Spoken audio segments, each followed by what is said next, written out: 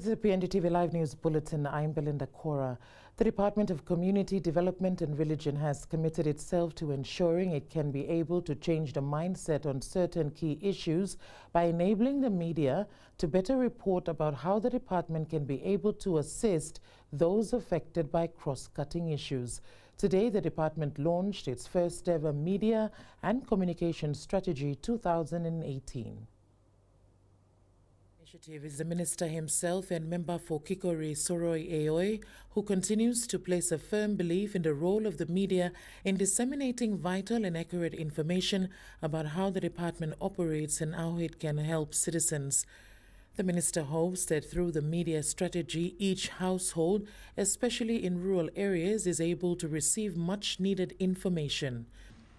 I think one of the mottos of major motto of the department is let's not leave anybody behind, and I like it. And I think that's basically through media we can reach out. And I've always challenged the secretary, if we reach the lounge of a family and talk about what we are doing, at least we are achieving. On behalf of the PNG Media Council, President Neville Choi commended the department for such an initiative and highlighted that the department itself was faced with dealing with cross-cutting concerns which the media tries to capture. However, the MCPNG has no direct control on how this is portrayed on social media. Unfortunately, we in the mainstream cannot stop what is being put up or published on social media. The shock and horror images of blood, dismembered bodies, and or the promotion of wanton violence in the name of justice, when presented without consideration, makes our people accept that it's okay to form a mob and target vulnerable people in our communities under accusations of sorcery. Mr. Choi says such posts on the social media lacks journalism ethics and is detrimental in the minds of children in any level of society to a point where it is becoming acceptable norms. Media manager under the department, David Nugi, during his brief presentation on the media strategy, highlighted why the document must be used as a tool to changing mindset and empowering citizens through the presentation of news and programs. Can we be challenged to say, okay, we've been telling this story going enough, 1 year now. So how do we counter that story that we've been promoting for a year? So how do we make that front story, the front page? How do we make it news? Also launched today was the all-new netball uniforms of the department netball team, carrying messages that should raise awareness even in the sporting arena. More and more TB patients on Daru Island in the South Flight district of Western Province are faithfully completing their treatment with an improvement in the loss to follow-up rate of 1%. This is a result of the effective Daru Accelerated Response for TB or DAT sites program implemented on the island. Quintin and I'm with this report. The DAT program on Daru Island commenced 2 years ago, treating both drug-resistant and drug-sensitive TB patients. This World Vision treatment site is one out of 5 TB treatment sites on Daru Island. Over 100 out of a total of 400 TB patients on the island get treatment here on a daily basis. With the treatment sites set up at different locations throughout the island, people undergoing TB treatment do so right at the convenience of their backyards. World Vision Technical Lead for TB in Western Province, Dr. Sonia Majuz, reveals the loss to follow-up rate was previously around 30% and now it's down to less than 1%.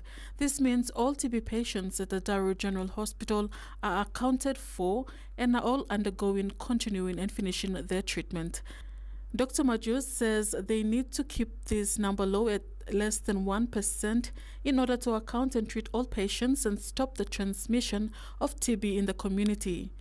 It's this loss to follow-up patients, the ones who are not able to finish treatment, that will cause the transmission of further TB in the community. That's why it's very important that we keep this number low. And of course, our target is 0, but yeah, we're getting there. We're less than 1%, so we're almost there.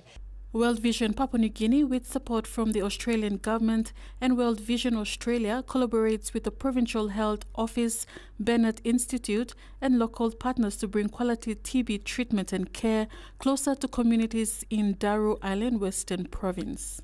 Deputy Secretary for Health and co-chair of the Emergency TB Response Team, Dr. Paison Dakulala, says the government needs to be commended for the leadership, guidance in bringing all development partners for funding support. Today, I would tell you, with that kind of statement that's made in the Russian meeting, that we have now, moved genuinely to ensure that we move forward to end the TB, certainly in this Daru setting and elsewhere. Now, if we continue the way we are, that will certainly happen in 10 to 15 years. Nutritional support is also distributed every day to keep the patient's bodies strong and healthy and more able to cope with the treatment regimen. Quintin Anaime, PNGTV Live.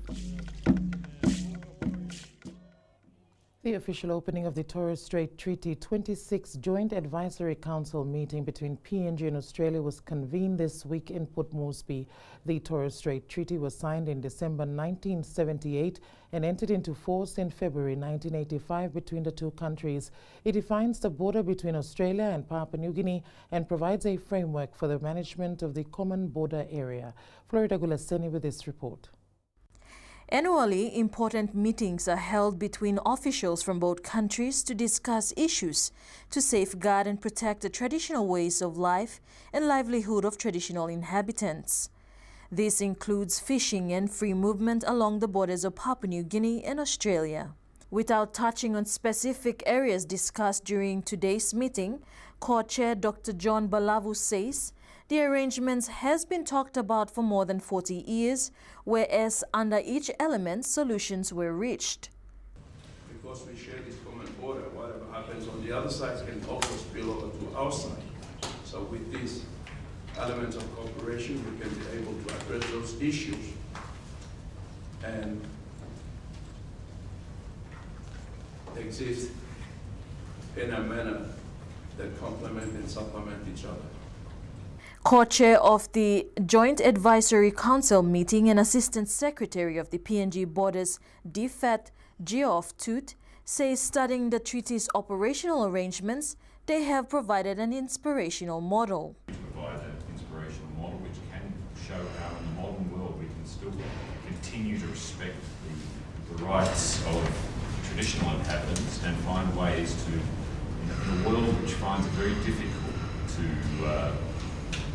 to allow cross-border. Thoot added that the Australian government will remain steadfast to the treaty in ensuring the treaty continues its integrity. This was identified as a high priority in the Australian government's 2017 foreign policy white paper, as was the overall bilateral relations with Papua New Guinea, amongst our highest foreign policy priorities.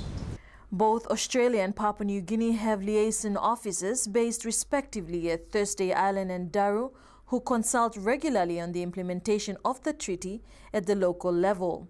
As well as defining the maritime boundaries between Papua New Guinea and Australia, the treaty protects the ways of life of traditional inhabitants in the Torres Strait Protected Zone. Florida Gulaseni, PNGTV Live. Dialogue between the APEC-PNG Joint Security Task Force and foreign security agencies of APEC participating countries are now underway. The consultations aim to establish a mutual understanding on providing security and protocols for the different leaders for each country. Quintin Anaime with this report. The APEC-PNG Joint Security Task Force, headed by Police Commissioner Gary Baki, is well into the aspect of planning to successfully deliver APEC. The hosting of APEC involves a joint security operation with partners including Australia, New Zealand and the United States, and cooperation for air, land and maritime security. Commissioner Baki says the Royal PNG Constabulary will be in the forefront of delivering APEC. He explains that security details for any world leader coming into the country will be entirely different for each country. Baki says they have to appreciate and understand each country's perspective before planning the entire security operation to ensure that they are properly accorded. Responsible for that, but police, being the lead agency in security, we're required to also provide that support. So there will be a requirement for every leader to be escorted, with motorcycles and vehicles as well too. And if they bring their own vehicles into the country, these are issues we have to contend with and take on board as part of our security challenges. About 300 security personnel in Port Moresby will assist to provide security during APEC. More than 100 lead-up meetings will take place leading to the APEC summit later this year. Quintina Naime, PNGTV Live. You're watching PNGTV Live News Bulletin. More after these messages.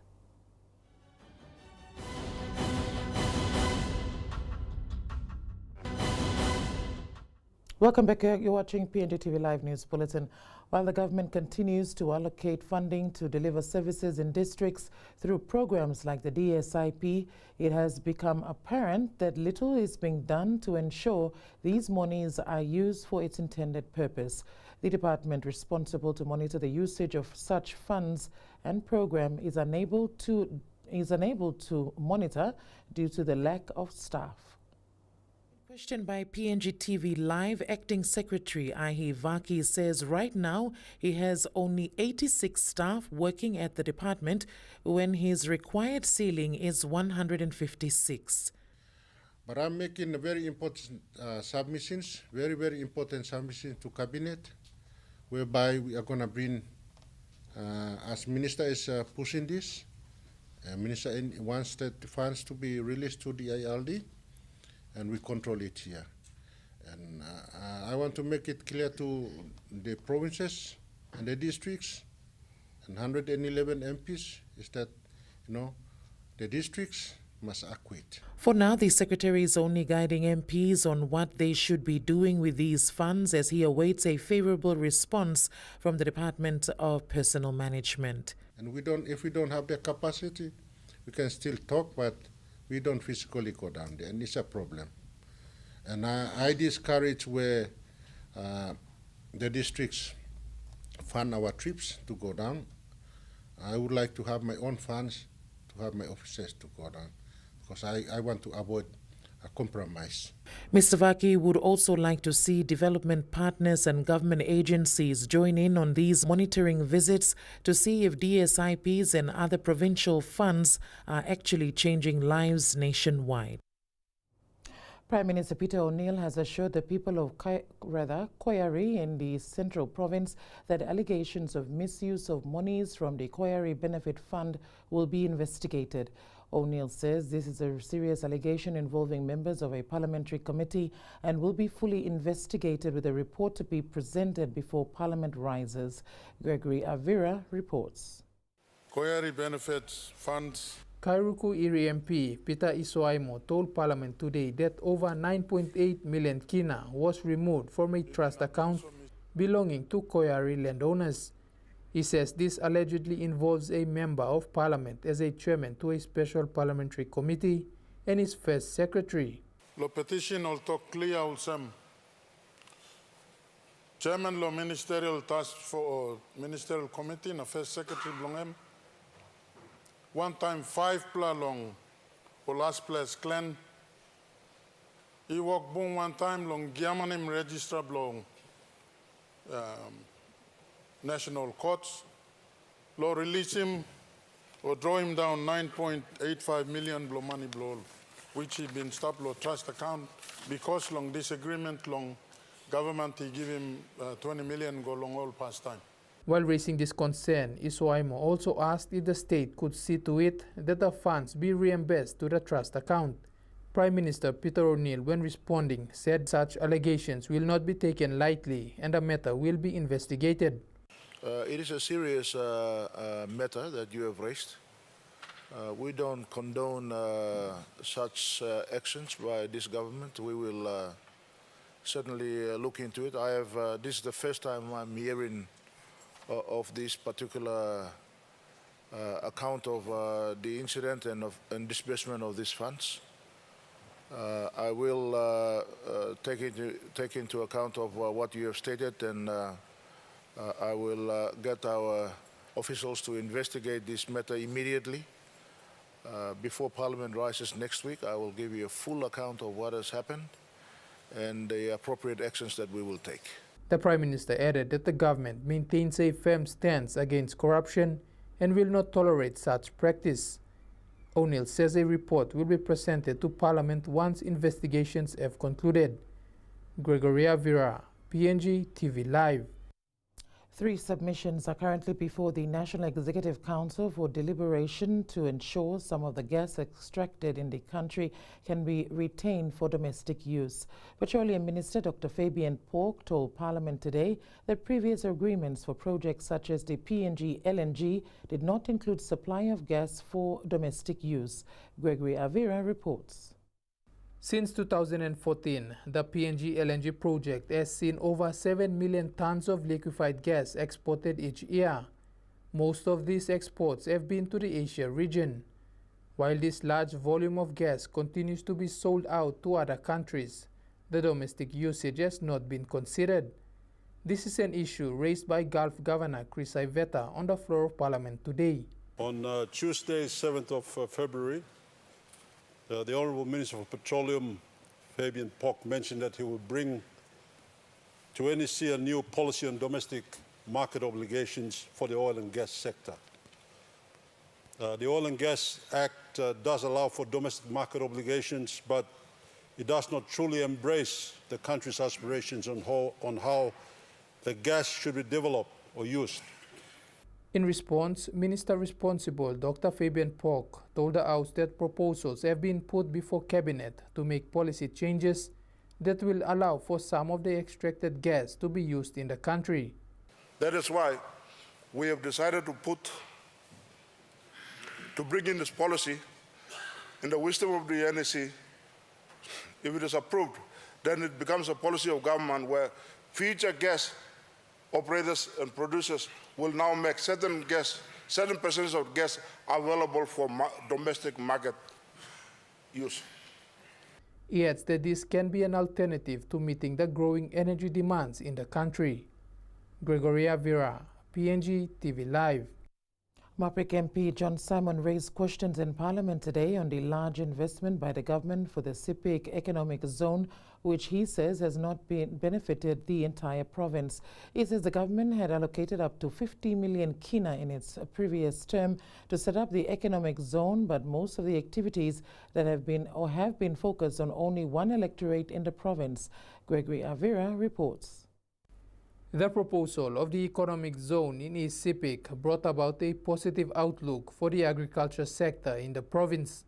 But a member for Maprik believes this project has only benefited one particular electorate, with most missing out. Prime Minister, the last 50 million was allocated for Sepik Economic Zone was spent in one district. Now we've got another money allocated for that same name and could be spent in one district again.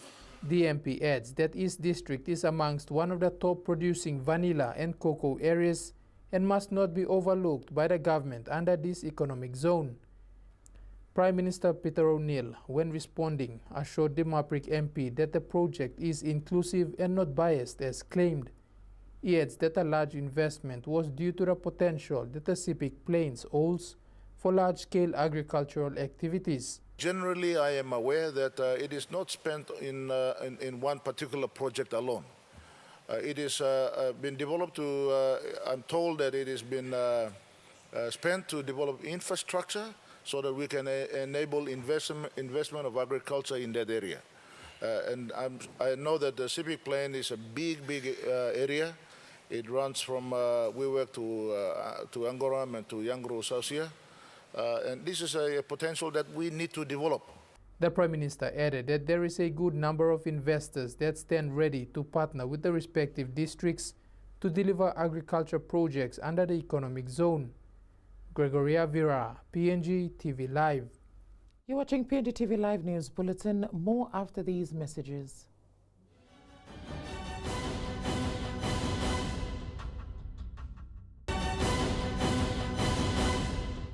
Welcome back. You're watching PNGTV Live News Bulletin. To some sporting news. In the home of the SP PNG Hunters, the Oil Search National Football Stadium has opened membership to the public today. The memberships on offer are the 2018 season pass and the stadium membership. Quentin and I met with this report. The season pass for the SP Hunters 2018 season offers 3 different passes for Hunters and Rugby League fans. The Grandstand season pass costs 555 kina, the West Wing season pass costs 266 kina, and the East Stand is only 170 kina. The benefits for season pass holders include discounted rates on tickets, invitation and discounts for any non-Hunters game day events hosted at NFS, express lane access, and exclusive alerts on stadium events and activities.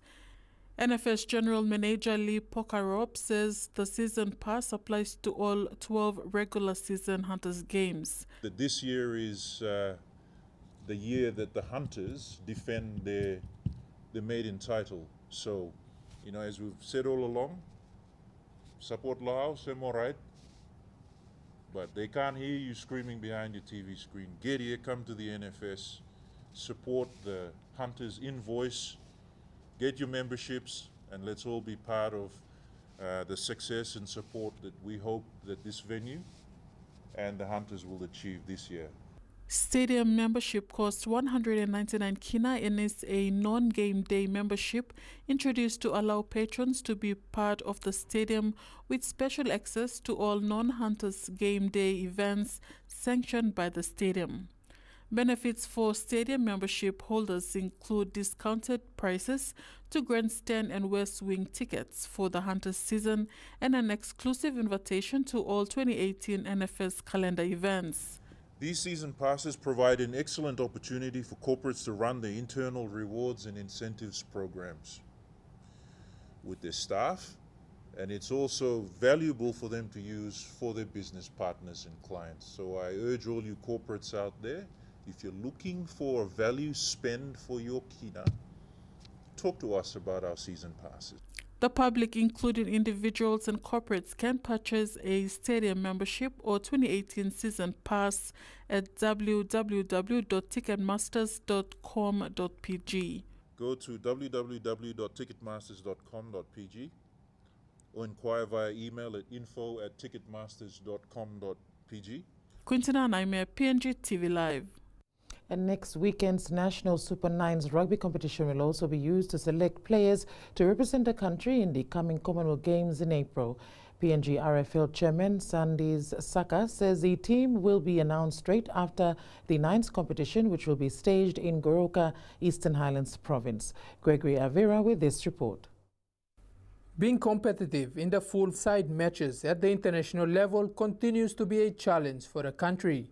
But when it comes to the nine-a-side format, Papua New Guinea has stamped its dominance. The country is the current reigning Commonwealth and Pacific Games champions. Retaining this title is a focus for the league's governing body, with the team selection to take place during the Super Nines competition. As a sport, we're champions in the shortened version of the game.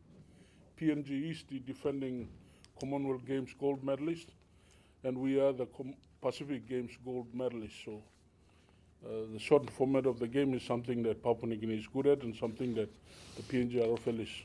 The last Commonwealth Games in Glasgow, Scotland, saw an age restriction of 23 years and below for the sport, so this has been the age limit being set for the Nines competition. Chaka says the selection will focus on players and officials who attend the competition. PNG RFL has a standing policy that you turn up at the tournament to be selected. That goes for coaches and officials. So that's why we're announcing the team at the tournament. The coaching staff, everybody that's going there, from the coaches, trainers, to the players, are eligible for selection for the Commonwealth Games. So the team will be announced at the tournament. Meantime, the PNG RFL chairman says he is confident that the side selected will retain the title in the Commonwealth Games, which is set to take place in April. Gregory Avira, PNGTV Live. And that's where we end the PNGTV Live News Bulletin. A safe weekend to you all. From myself and the news team, it's good night.